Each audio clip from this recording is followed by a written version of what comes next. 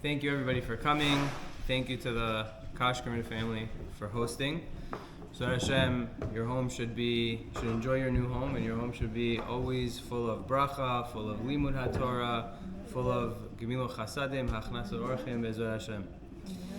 Okay, so before we start, I'll just share with you a small midrash. The midrash brings down that when HaKadosh Baruch Hu was giving Am Yisrael the Torah by Har Sinai, Hashem said, I have a very, very special gift for you.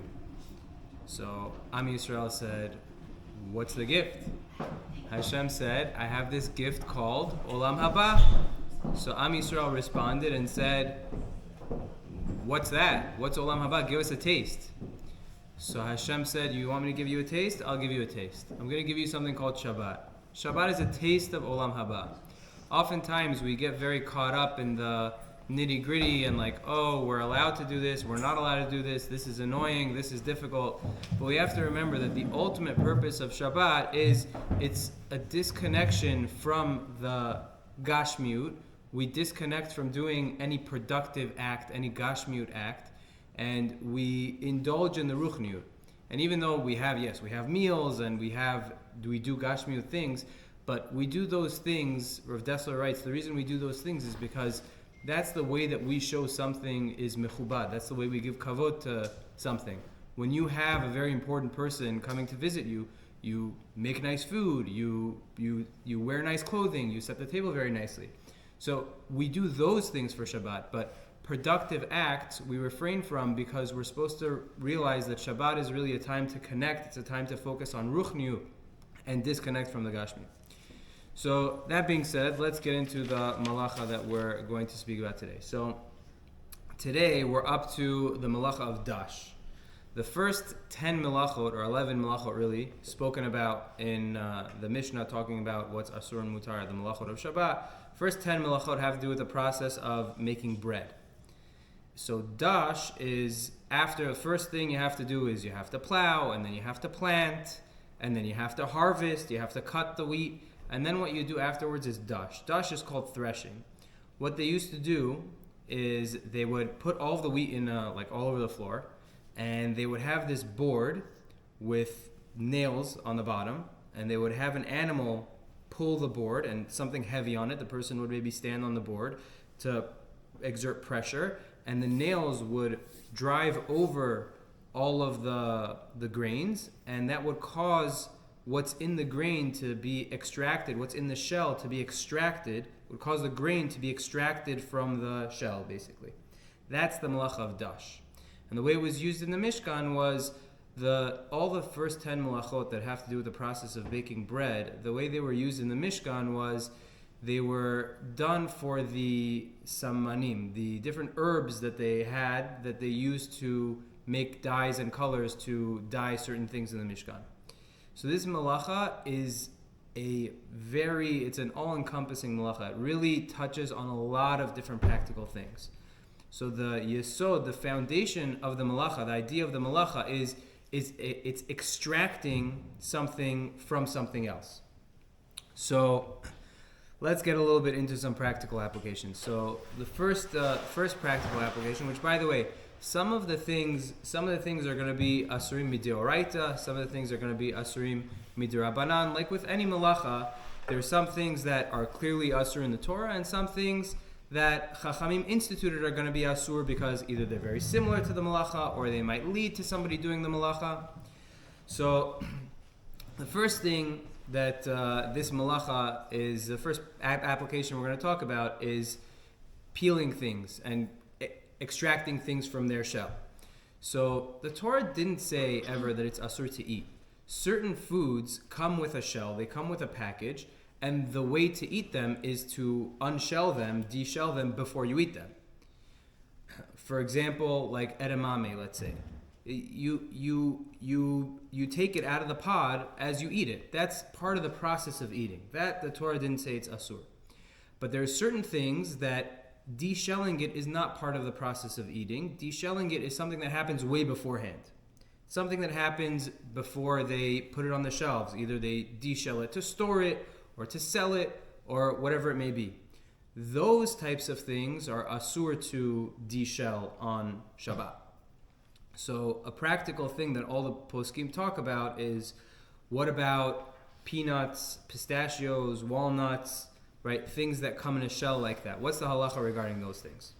So once upon a time, it was that you couldn't buy peanuts without the shell. It was understood that they're sold with the shell and you de-shell it right before you eat it. Nowadays, it's a little bit different. So there are some poskim that write, the Menuchat Ava writes this, Shevet Halevi writes this, there are some poskim that write that because nowadays peanuts are sold de-shelled for the most part, you can't take peanuts out of the shell. We're talking about the hard shell, not the little red thing that's around the peanut. They say that you can't take peanuts out of the hard shell on Shabbat. Even if it's before eating it? Yes, because it's something that is generally done before Shabbat. It's done as part of the process of selling it. That's some poskim say that. Now, Rav Ovadia Yosef writes that that's not the case. He says, he brings a few arguments, and he says that no, you could still buy peanuts with the shell. It's not like 100% it's been industrialized, that everybody de-shells it before they sell it. And also he says, part of the thing is that it's more fresh when you take off the shell right away. It's not like other legumes and grains that you could take off the shell and leave it on the supermarket shelf for a long time and it's not going to go bad. Peanuts are not as fresh if the shell has been taken off beforehand. Therefore, Rav Ovadia writes that you can take peanuts out of the shell on Shabbat.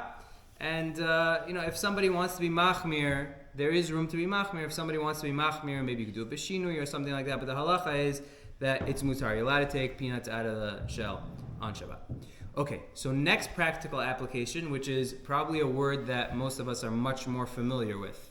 So part of the melacha of Dosh, of extracting something from its shell, is also the melacha of schita. Schita is a tolda of Dosh. What's schita?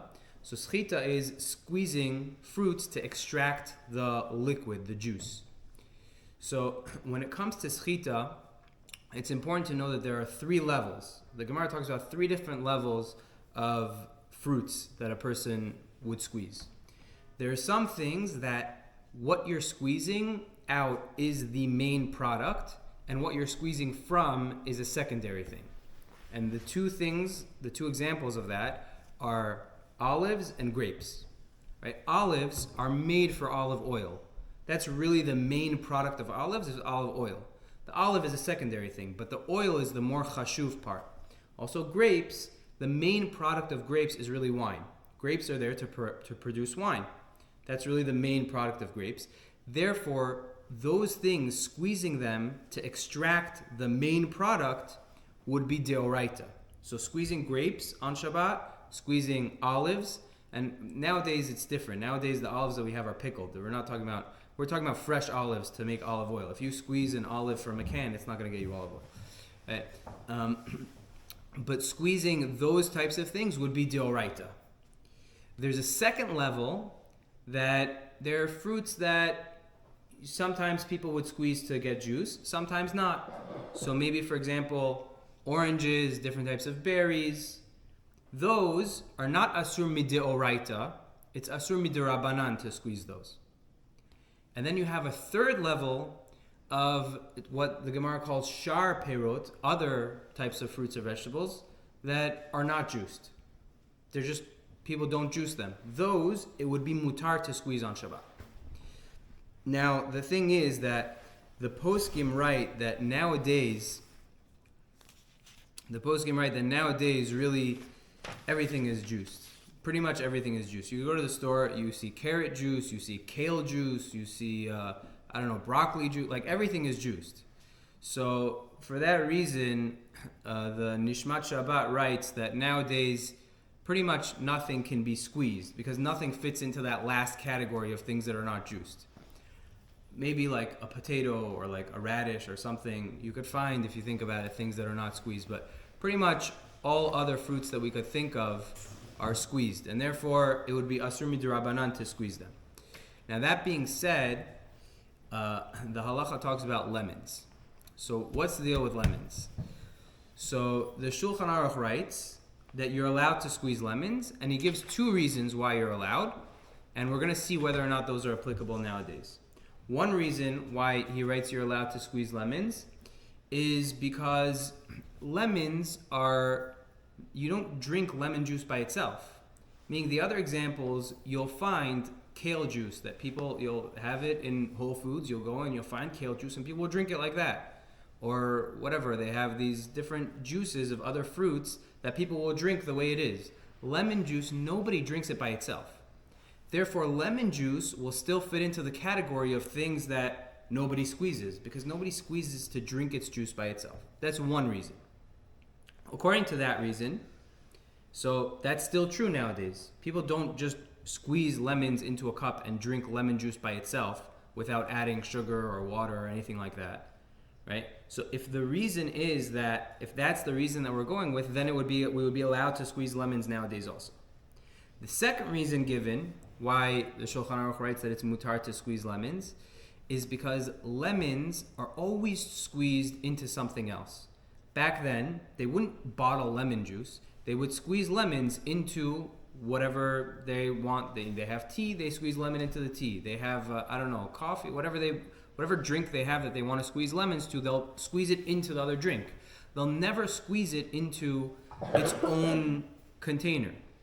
So if that's the reason why you're allowed to squeeze lemons, because it was never something that was squeezed into its own container, and therefore it has a status of something which is not squeezed, so that's not true nowadays. Nowadays, they do squeeze lemons into their own container. We have lemon juice. You go to the store, you buy lemon juice. So the question is, what's the main point? Is the main point that you're allowed to squeeze lemons because we don't drink it by itself? Or is the main point that we're allowed to squeeze lemons because it's not bottled by itself? If the reason is you're allowed to because you don't drink it by itself, that's true nowadays. If the reason is you're allowed to squeeze lemons because it's not bottled by itself, that's not true nowadays. So what's the halacha? So there's a machloket about this. The Ben Ish Chai writes that the halacha is that a person should not squeeze lemons into another liquid. But Rav Ovadia is lenient. He says that you could squeeze lemons into another liquid, you could squeeze lemons into tea or anything like that. Now, when it comes to squeezing into solids, I should have mentioned this earlier, it's only usher to squeeze when you're ending up with a liquid. When you squeeze, let's say for example, oranges or whatever, anything that you're squeezing, it's asur to squeeze it if you're squeezing it into a cup. But if you're squeezing it onto a liquid, and onto a solid, that would be allowed. So, for example, squeezing lemon onto fish, onto salad, that would be allowed across the board according to everyone. Even squeezing other types of fruits. If somebody wants to make a salad dressing and it calls for squeezing oranges or something like that, that would be allowed to squeeze directly onto the salad. The only issue is squeezing into a cup or into another liquid. So again, just to recap, when it comes to squeezing, we have 3 different levels. Squeezing grapes and olives is deoraita, and squeezing it onto food would be allowed, but squeezing it into another liquid would be asur. When it comes to squeezing other types of fruits that the person drinks on its own, that would be asur midrabanan, to squeeze into another liquid. If you're squeezing it onto a salad again, that's fine. When it comes to lemons, so since lemons, you don't drink lemon juice by itself, therefore Rav Ovadia writes that you're allowed to squeeze lemons into another liquid. You could squeeze it into tea or anything like that. That would be allowed. And everyone would agree that you could squeeze onto solids, because that's across the board. Because the whole malacha is when you're extracting a liquid, and if it's going straight into a solid, that's not viewed as extracting a liquid, because you're not left with a liquid. Can I ask a question? Please, yeah. Squeezing anything into a baby's mouth, is that okay? Like a grape, where you said it's midoraita, it's not okay. Okay, that's a beautiful question. So let's talk a little bit about that. So if the post can talk about sucking, what about sucking? Is that considered squeezing or not? If you put the whole fruit in your mouth and you suck on it, that's for sure allowed. But let's say you're holding it outside of your mouth, an orange or a grape or something, you're holding it outside of your mouth and you squeeze it into your mouth. Is that allowed or not? So there's a machloket about it, a machloket rishonim, whether or not that's allowed. And the halacha is that you're allowed to do it with the types of things that are dirabanan. So basically everything except for grapes and olives. And olives are not really so practical. Nobody does that with olives. So with grapes, it would be a problem to hold it outside of your mouth and suck to extract the juice. Now, to squeeze into a baby's mouth, into a child's mouth, would be the same. Would be the same thing. Well, this is a little bit different because the child is not sucking, but it would be to squeeze into a child's mouth would also be a problem. If you want to give it to them to suck and let them suck and do their own thing, But only a grape. Or so yeah, for sure, anything else that's not a grape, you could give them to suck. Right. If it's a grape, even so, I think you could be lenient to give it to the child and let the child. You don't have to stop them. It's not that type of thing that you would have to stop a child from doing on their own. Okay. But to squeeze outside of their mouth and let it drip into their mouth, that would be a No, problem. but like to hold it so it's under one, no, and like let them suck on it. Or Oh, like hold it like in their mouth and let them. Yeah. The pomegranate seeds, let's say you squeeze it in their mouth. You know, you can, Right. So I think that. That's what I think of. Yeah, I think in the mouth. Not squeezing it, right? What? They suck is fine. So if it's outside of your mouth, by grapes you should be strict. By everything else, it's fine. That's what Rav Ovadia writes. Because grapes is more strict because squeezing grapes is deoraita. Because grape juice is a very chashuv thing. And then a lemon squeezer is a clean Melechet, so we're not allowed to use it. Yes. Okay. Good that you So mentioned then that. how can we, like the lemon juicer, so how do we squeeze lemon like the right way? I know a lot of people do it differently because the seeds and... Yeah. Okay. So she's bringing a good point. Even in cases where you're allowed to squeeze, you can't use a special tool to squeeze. You can't use like a juicer or anything like that. So when it comes to lemons, to put it in that thing and press it to hold back the seeds, it could be a borer issue also, but that would be a problem. So what's the correct way to do it? So you have to squeeze it with your hand. It's just some people... Yeah, anything you do before Shabbos, you could. Not the juicer do that. On Shabbos, but take out the seeds. Yeah, you could if that works. A person could do that. You could cut it in a way that no seeds are going to be exposed, and then just juice it on Shabbat. You're allowed to use a clean Melechet. Not to use no. For squeezing, you can't use a special tool. For squeezing, you can't use a special tool. Yeah, you cannot.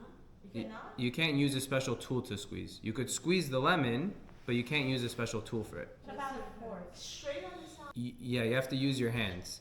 And the issue becomes, okay, so what about the seeds? So some people hold it upside down and squeeze it and try to avoid the seeds from falling. According to Rav Ovadia, you could technically squeeze the lemon in a cup and then just pour the juice over and just make sure the seeds don't fall out. And there's no way he could remove the seed before squeezing it. I know. That would be a borer issue, which we'll get to that Malach of Ezra Hashem next time. Use it in our hands because then it becomes a strainer. So But if we put it in the palm of our hands and then we just like yeah, that should be fine. If you squeeze it,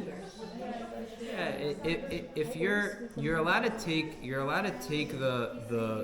to let the juice fall down and keep the seeds in your hands. right, and then you said the other best way is to squeeze it in a cup and hope the seeds don't So fall. Rav Ovadia would allow that. Not everybody is. A lot of poskim are not happy about that. About squeezing into a cup. According to Rav Ovadia, that you're allowed to squeeze a lemon. He even says in one place that you can squeeze it into a cup.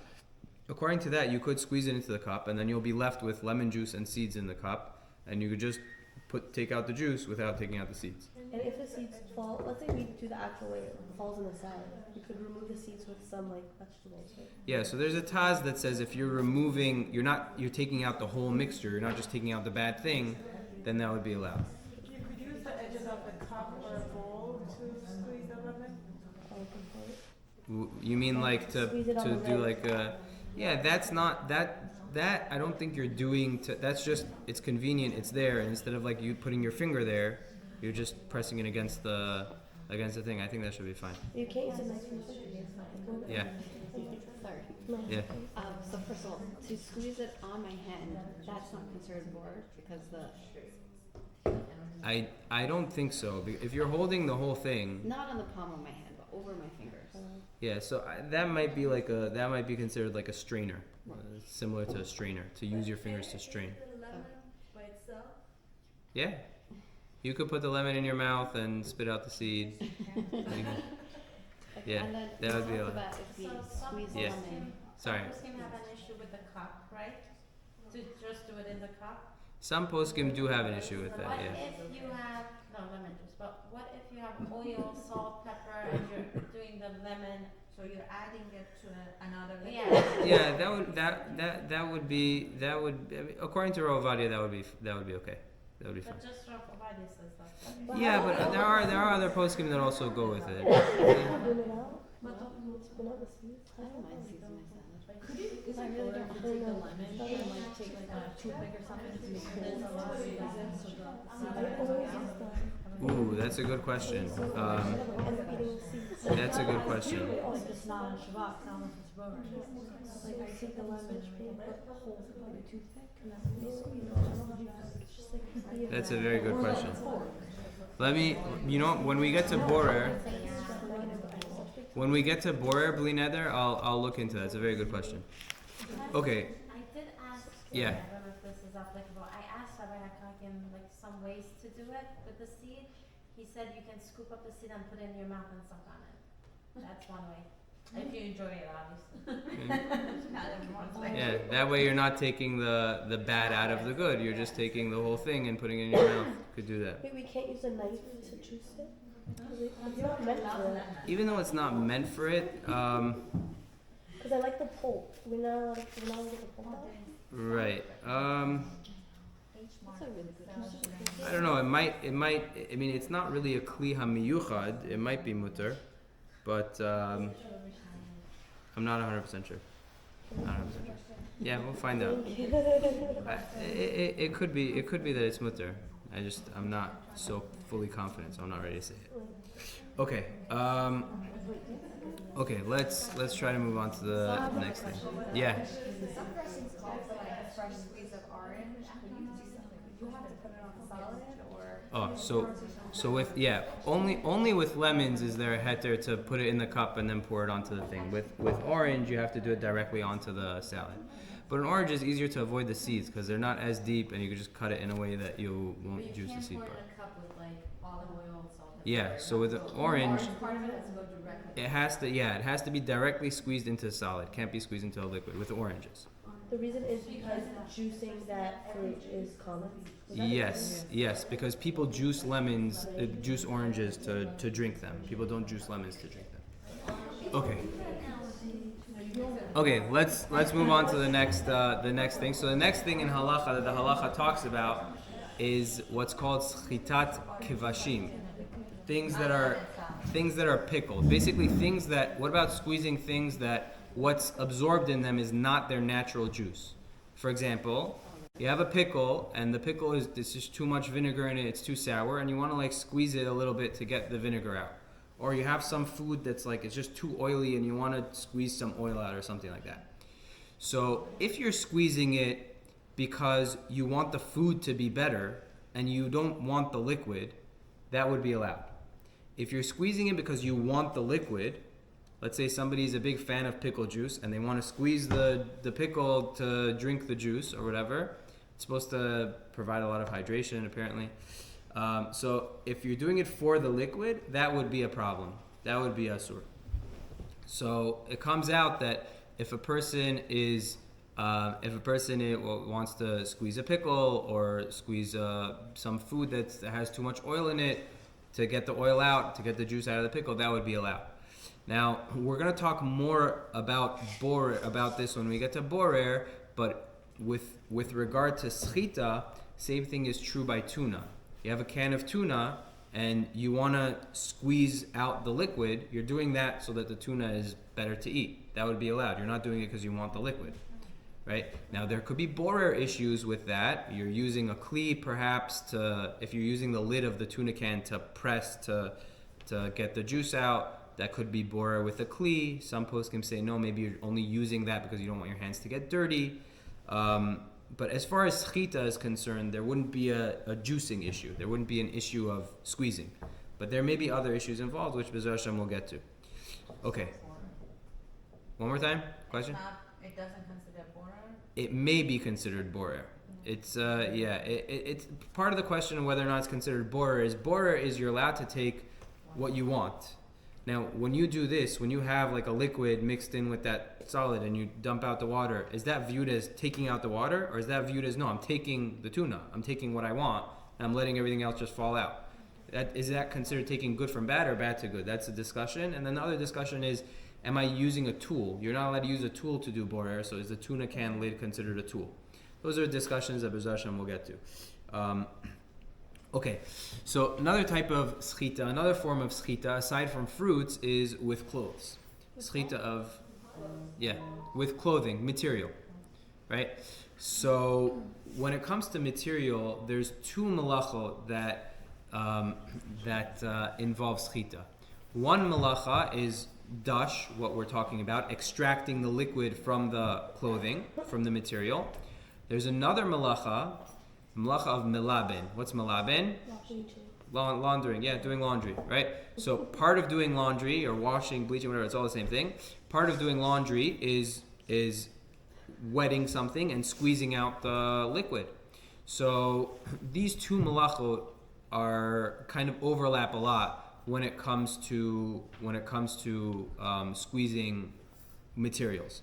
So let's talk a little bit about how to clean up spills. So if something spills on the floor, the way to do it is you just have to make sure that you're not cleaning it up in a way that it's a psik ratio. It's for sure going to happen that you're squeezing out liquid from the napkin or the paper towel or whatever you're using. So a person should gently put a paper towel over the thing and just pick it up gently without squeezing liquid. The liquid that falls off the surface liquid, that's not a problem. But you just have to make sure not to like grab it or pinch it. Just be very gentle when you're lifting it to make sure that you're not squeezing it. Now, if someone's using a rag to clean up a spill, so you get into a couple of other issues. Number one, if the rag is a clearly dirty rag and the spill is water, then you get into problems of washing, laundering. The Gemara says that when it comes to cloth, there's a rule, shiriyato zehu kibuso. Just putting it in water is considered washing it. If you have dirty clothes and you just put it in water, you violated washing. So if you have like a very dirty thing and you put it in water, that could be violating washing. So a person, it shouldn't be like overtly dirty, but it should. But on the other hand, it shouldn't be a rag that you care about, that you would want to get the water out of, because there's also a concept of gzera shema yischot. If it's something that you're makpid, that you don't want to be wet, we're worried you might come to squeeze it out. So if you're using a rag, you should try to find a rag that has these two conditions. Number one, it's not something that you care if it gets wet. And number two, it shouldn't be something that's filthy if you're cleaning up water. If you're cleaning up other things that are just going to make it more dirty, that doesn't apply. If it's some other type of juice that's spilled or Pepsi or something like that, that doesn't apply. Or even if it's water in a dirty area or something like that, that's derech lichluch, that's just making the cloth more dirty, that's fine. But if it's clean water that you're cleaning up with a dirty rag, that's something that you have to have on your mind. Okay. So next thing we're going to talk about is, question? Question? Yeah. Okay, let's say something spills on a piece of garment, clothing. Yeah. You know it's going to stain if it's not put in water or something. Can you just dump it in a bucket of water, or is that already considered washing? That's already considered washing. That's going to be a problem. If it's cloth. If it's a leather type material, that would be a little bit different. But if it's cloth, How about like kids' white shirt, if they spill something, how can you clean it? yeah. So They used to say You put can't- a seltzer on it. Have you like ever heard it stains for seltzer? Can you do something like that? No. as far as I know, I don't think so. You have to. And even if you need that shirt for tomorrow and you have nothing else Or to just wear, if there's even nothing now, to if you're do. wearing Yeah. I mean, I could tell you from experience, shout works pretty well. Not on Shabbat. You can use after Shabbat. Wait, can we spray like onto the table and clean? Okay, good. So, how do you clean up dry things? Let's say not a water spill, a dry thing. It's some powder spilled or some spice or whatever. You wanna clean it. So, if you're using like a wet towel or some type of wipe or something like that, that would be more problematic, because as you're applying pressure, you want the liquid to come out so it'll clean it better. So you really want you're applying pressure and you want the liquid to come out onto the table so it'll clean up the thing. So you shouldn't use a wet rag. The way you should do it is you should spray the table and then with a dry rag clean it up. That way the liquid is already on the whatever is on the table. And does the spray matter? Can you use any cleaning spray? It's fine? If it's what? So Vindex and paper towel is okay to use on Shabbat? I mean, if paper towel was cut. If it was cut before Shabbat. So that gets a little bit into, it depends what the material you're cleaning is. If it's a table or a countertop or whatever, that's fine. What about baby wipes? Okay, baby wipes. Let's talk about baby wipes. So baby wipes is not a pashut thing. There's a huge debate among the poskim, huge debate, and every type of wipe is different. Some wipes are totally saturated, some wipes are not so saturated. Some wipes, the top of the pack is not so saturated, the bottom of the pack is saturated. Some wipes are stuck together, some wipes are synthetic, some wipes are this, that. They're all different. So the poskim bring different options, and then we'll get to the practical. Best option, which it's hard to remember all the time, but the best option is to take the wipes before Shabbat. Have a Shabbat bag, one of those big Ziploc bags, which will be your bag of Shabbat wipes. Take wipes out before Shabbat, squeeze them so that everything that's in is out, and nothing will come out when you apply pressure anymore. It's still going to be moist because there's liquid on the surface, and it'll still be usable. And just squeeze them out before Shabbat, keep them in the bag. And that way you have a bag of Shabbat wipes that you could use. That's the best option. Okay, let's say you forgot or that option doesn't work for some reason. So the other option is when, depending on how saturated the wipe is, sometimes if you just take them out and before you use them to wipe the baby, just let them sit on the tabletop or the counter or whatever for a minute, 45 seconds, 2 minutes, whatever, and it'll get a little bit dry and it'll have less of a problem. That's option number 2. Now, Rav Ovadia writes, he says that a person could use wipes. You just have to be very gentle to not apply pressure and not do it in a way where liquid is coming out. Because the wipes there's liquid on the surface and there's liquid absorbed. So you just have to do it, you'd be gentle, do it in a way that the liquid is not coming out. Now, those of us who have children know that that's not always the case. Sometimes you have to apply pressure. Sometimes the child has been in a dirty diaper for a little bit longer than we noticed, and it's you need to apply pressure to get it out. So in those situations, the best thing to do is, if you don't have wipes prepared from beforehand or anything like that, try to avoid applying pressure. You could wash off, anyways, it's good for the baby once in a while. Wash off with water. Just put water on your hand, take the baby to the sink, and wash it off with water. That's the best thing to do. There's no hot water. What? There's no hot water at Shabbat. Your kids use it, adults use it. Yeah, so you just have to not do it hard. You have to just try not to apply so much pressure. The truth is, even if one needs to apply pressure, there are some that say the baby is considered a chole, and you could do it bishinui. What about not only babies? Everyone uses wipes. Yeah, so for babies it is more lenient because babies are considered a chole, but for adults also, you just have to make sure to be gentle and not to apply so much pressure.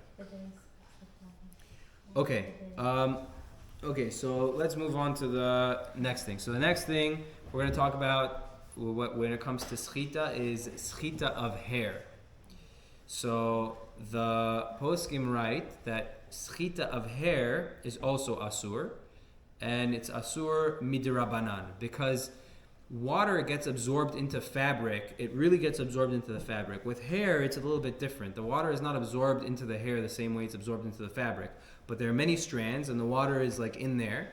So squeezing hair would be asur midrabanan.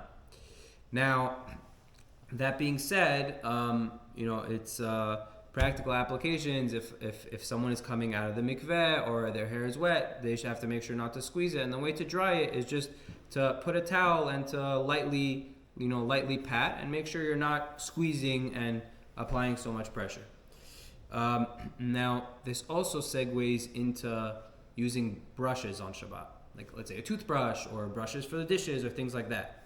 Is that like hair? And if water gets absorbed in between the bristles, that's asur midrabanan also or not? So some say that it is a problem, but Rav Ovadia writes that it's mutar, and many poskim go with this. Rav Ben Zion also writes that it's mutar. A lot of poskim write that it's mutar. The reason is because it's halachically considered sfug that has a sheish lo beira achuza. Since it has a handle, it's a little bit different. So all those types of brushes, so let's say brushes for washing dishes in the sink, toothbrushes, brushes to clean the toilet, anything like that, according to that would be allowed to use on Shabbat. Right? No, we're not talking about the types of brushes that are also, sometimes you have like brushes, like the toilet brushes, like part of it is a sponge and part of it is a brush or something. We're talking about it's fully brushes, just bristles, like usually they're synthetic bristles. That's fine. Okay, so moving on to the next thing. So also included in the malacha of Dosh, of schita, of extracting, is also extracting milk, chaliva, whether it's by hand, whether it's using a pump. So it's asur to pump milk on Shabbat. That's the general rule. Now, what are situations where it may be mutar? So there's a rule that if a woman is engorged and she's in pain and she needs to extract milk, she needs to get rid of milk. So the halacha is you can do it in a way that it's derabanan. So now what makes it derabanan? There's a halacha that's called malacha she'ena tzricha lagufa. When I'm doing a malacha, but I'm not using the product of the malacha. The product of the malacha is not being saved. It's not being used. I'm doing the malacha without getting a product. That's only derabanan. So therefore, there's a heter for a woman who needs to extract milk from herself to extract the milk in a way that the milk is not being used. To either pump into the sink, or Rav Ovadia writes you could do it in a bottle that has a little bit of like soap or something in the bottom that's making the milk not usable, then that would be allowed. It's very, very disheartening for mothers because it's like, this, like, I worked hard to produce this, I had this diet and I did this and finally now I'm starting to produce milk and now I have to pump and dump. Like, it is disheartening, it's difficult. But on Shabbat, if the baby is not nursing the milk and you need to get rid of the milk, that's what you have to do. Now, what about a child who is having trouble nursing and they can't latch on properly, but they can drink from a bottle? So are you allowed to pump into the bottle to feed the child? So obviously the poskim write that if that's what the child needs and that's how the child eats and the child cannot eat otherwise, then obviously you're allowed to do that for the child. Where it gets a little bit tricky is if the child has already had formula, and we know that formula does well with the child, doesn't cause any upset stomach or anything like that, and the doctor says it's fine, and the child is fine on it, and you're giving it to him anyways, can you pump on Shabbat to feed the child the milk if he can't nurse directly? So that becomes much more tricky. That would be a problem, really. If the child is having formula here and there anyways, and they're fine with it, then you would have to give it to him on Shabbat also. You wouldn't be able to pump and save the milk to feed the child in that situation. As with regards to... What? No, it has to be pumped directly in a way that it can't be used. Yeah. So the... what was the next thing we were going to say?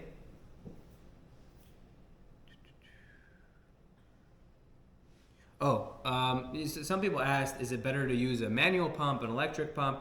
So really the truth is you could use either one as long as the electric pump is on timer. Some people prefer the electric pump, some poskim, because you're not really doing anything. You're just, putting everything in the right place and the pump turns on by itself. If that could be arranged. So some poskim prefer that to a manual pump, because a manual pump you're actually manually extracting the milk. Other poskim say that they're not so happy about using electric things on Shabbat on timer, and they say it's better to use a manual pump. Either way, it's allowed to pump and dump. Practically, it's not so recommended to use electric because, like, if you're setting it on a timer, what if you miss the time and then what? Like, it's just practically it's more difficult. But otherwise, either way is mutar. Okay. Also, yeah. What if a baby doesn't take formula, but like you just have enough milk to feed the baby? Do you still have to dump it? So if the baby doesn't take formula and you need to feed the baby and the baby can't nurse directly, then you're allowed to pump and put it in a bottle and feed the baby. That would be allowed, yeah. But it has to be used on Shabbat. You can't, like, once Shabbat's over, you can throw it out. As long as you pump for what the baby needs, if you have leftover, I don't know if you have to throw it out. I'm saying as long as you're not purposely pumping extra, you're pumping what the baby needs. If the baby didn't finish it, I don't think you need to throw it out if the baby didn't finish it by Shabbat. If he didn't start drinking it, once it was done beheter, I don't think you would need to throw it out. Okay. The poskim also write that a woman is allowed to hand express milk if it helps the baby latch on. Sometimes the baby's having trouble and it needs to smell the milk or have it on its lips or whatever. So that would be allowed. A woman can hand express to help the baby latch on, but you can't just do that to check if the milk came in or not. Just when it's not nogea for the baby. Okay. So that is as far as milk is concerned. So last part of Hilchot Schita that we're going to talk about is the following. So the Gemara says that a person is not allowed to crush ice or do things to cause the ice to melt. Now, why not? So there's three opinions in the Rishonim why it's asur.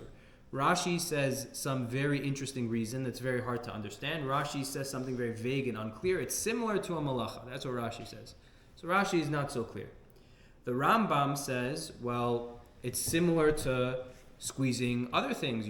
Just like you can't squeeze fruits and extract the liquid, you can't squeeze ice and crush ice and extract the liquid.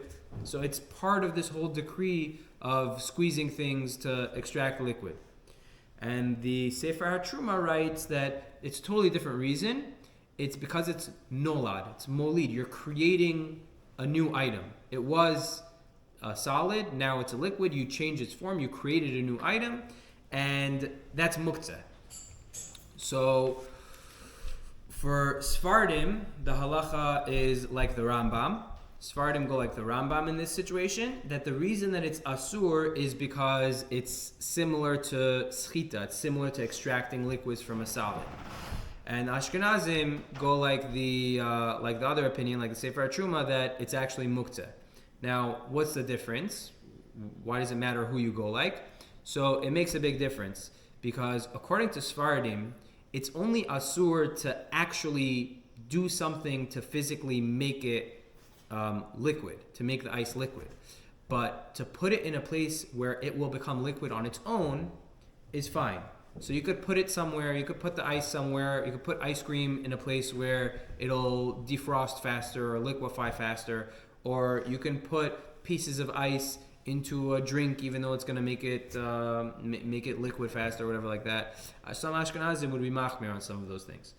But yeah.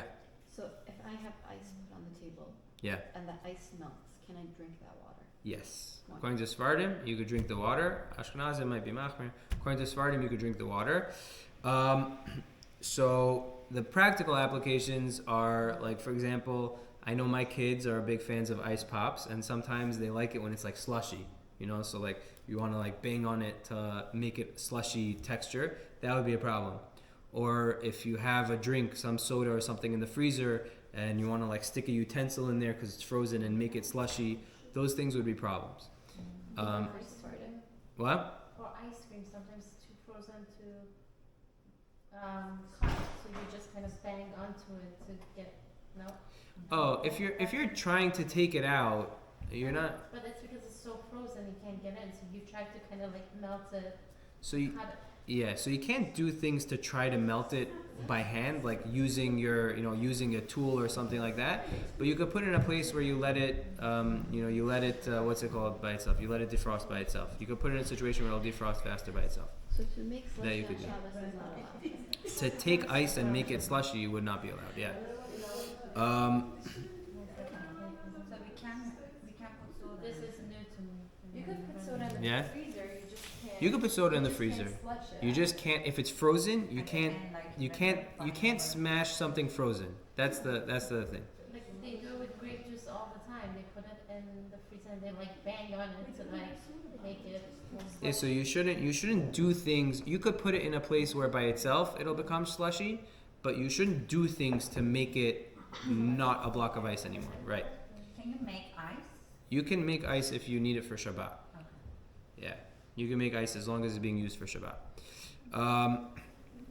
Okay, so one last thing that the post can discuss. Yeah, Also considered making it slushy? I would think so.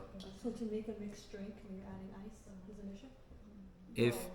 If you to put ice into You're gonna shake it. to actually shake it. Yeah, like if you have like In a mixer. mixes, like those cups and you actually shake it with the But ice. that doesn't I- break the ice, that just makes the drink cold. Yeah, but it does. It also makes the ice melt faster and it makes it a little bit slushier. I think that would be a problem. I think so.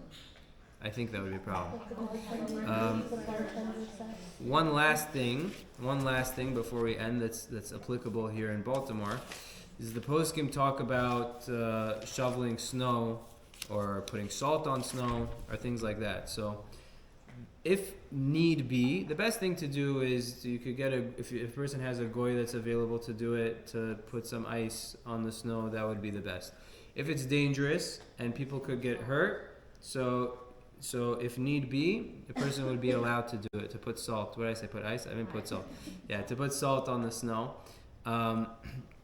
Because there's a halacha that if there's a thorn or something in a Reshut HaRabim where people could get injured, you would be allowed to move it, even though it's muktzeh, which is moving muktzeh is derabanan, but you would be allowed to move it so that people don't get injured. So over here also, this is only derabanan, this halacha of melting ice. So you would be allowed to put salt on the ice if need be, or shovel the ice. Also, the poskim say shoveling the ice also would be allowed if need be. If it's dangerous, then that would be allowed. So you can prep for it, you can do it from before. You could do it from before. Is No, it not, better I to mean, do on it? Shabbat, but the snow didn't come Yeah. yet. Oh, if the snow, the snow is coming on Shabbat. Like it starts coming down. Could you put salt out? Is it better? Yeah. I mean, if you know that it's going to be danger, then you're allowed to do that to prevent it from being a danger. Meaning, you know that it's cold. It's going to be slippery. There's a snowstorm coming, so you would be allowed to do that. Like this is for areas that we have eruv, right? Like if you don't have eruv, that's Yes, if you don't have an eruv, then this becomes a totally separate issue.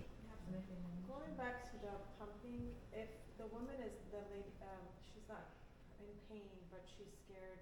I don't know. Sometimes infections happen when you're not pumping. If we don't pump in time, then is that still allowed? Yeah, so that would also be anything to, even if she's not currently in pain, but she knows she's going. You don't have to wait until you're in trouble to do it. If you know that if it's preventative, also that would be allowed.